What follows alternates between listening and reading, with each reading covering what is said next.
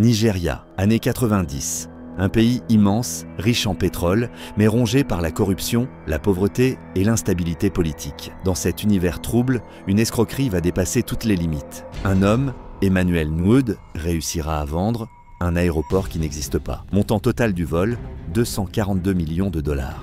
Bienvenue dans l'histoire incroyable de l'un des plus grands scams financiers de tous les temps. Le Nigeria est alors sous régime militaire. Les généraux se succèdent, l'économie chancelle. Mais une chose prospère, les fraudes financières.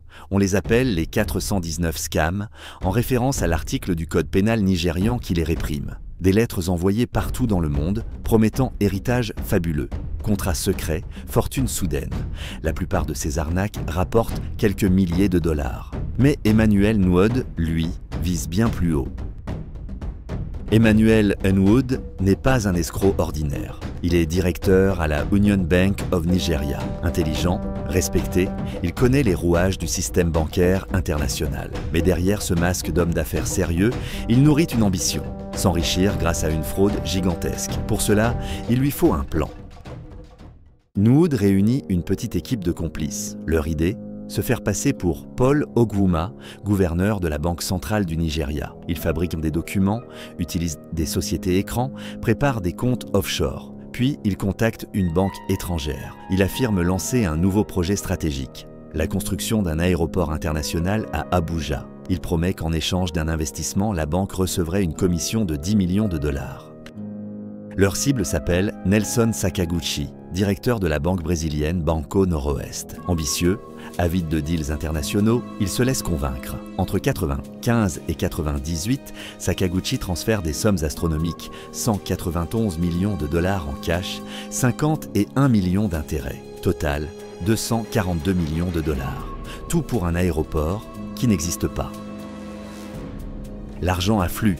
Nwoud et ses complices mènent la grande vie. Villas luxueuses, voitures rutilantes, bijoux, soirées extravagantes. Ils investissent aussi dans des comptes offshore, notamment aux îles Caïmans. Personne ne soupçonne rien, mais la fête ne va pas durer. En 1997, Banco Santander s'apprête à racheter Banco Noroeste. Lors d'un conseil d'administration, un dirigeant remarque quelque chose d'étrange. 242 millions de dollars sont parqués discrètement aux îles Caïmans. C'est près de la moitié de la valeur totale de la banque. L'alarme est déclenchée. Une enquête révèle l'impensable. Aucun aéroport n'est en construction à Abuja. Tout l'argent a disparu.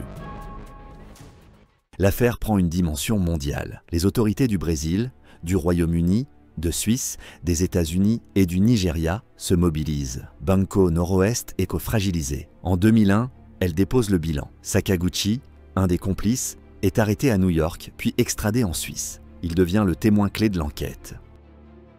Face au scandale, le président Obasanjo crée en 2002 la EFCC, la Commission des crimes économiques et financiers. Mission, traquer les fraudeurs et restaurer l'image du Nigeria. En 2003, Emmanuel Nwoud est arrêté dans sa luxueuse villa de Lagos. Ses voitures de sport et ses biens sont saisis. Il est inculpé de 86 chefs de fraude et 15 de corruption.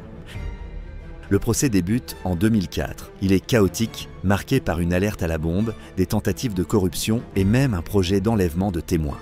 Amaka Anajemba, l'une des complices, plaide coupable. Elle est condamnée à 2 ans et demi de prison et a remboursé 25,5 millions de dollars. Puis vient le témoignage décisif de Sakaguchi. Accablé, les autres complices plaident coupables à leur tour. Emmanuel Nwoud est condamné à 25 ans de prison. En plus de sa condamnation, ses biens vont être saisis afin d'indemniser les victimes. En 2005, Emmanuel Nwoud est condamné à 25 ans de prison. Le verdict semble sans appel. Mais 2 ans plus tard, en 2006, il est libéré. Comment est-ce possible? D'abord, il avait déjà passé près de 3 ans en détention provisoire avant sa condamnation. Ensuite, il bénéficie d'un système judiciaire nigérian où la bonne conduite, la pression politique et surtout la restitution des biens saisis peuvent réduire considérablement les peines. Nouhoud accepte de céder une partie de sa fortune, villa, voiture, compte offshore, pour indemniser Banco Nord-Ouest. En échange, sa peine est abrégée. Résultat, celui qu'on surnomme le faux gouverneur de la Banque centrale sort de prison après seulement 3 ans effectifs, au lieu des 25 prononcés. Mais l'affaire est loin d'être close. À sa sortie, Nouhoud entame une série de procédures judiciaires pour récupérer certains de ses biens, affirmant qu'ils avaient été acquis avant l'escroquerie. Il parvient ainsi à récupérer l'équivalent de 52 millions de dollars. Et son nom continue de hanter les chroniques judiciaires. En 2016, il est de nouveau arrêté, accusé d'avoir orchestré des violences meurtrières dans l'état d'Anambra. En 2021, il nie toujours avoir été l'architecte de l'escroquerie, affirmant qu'il avait été contraint de plaider coupable.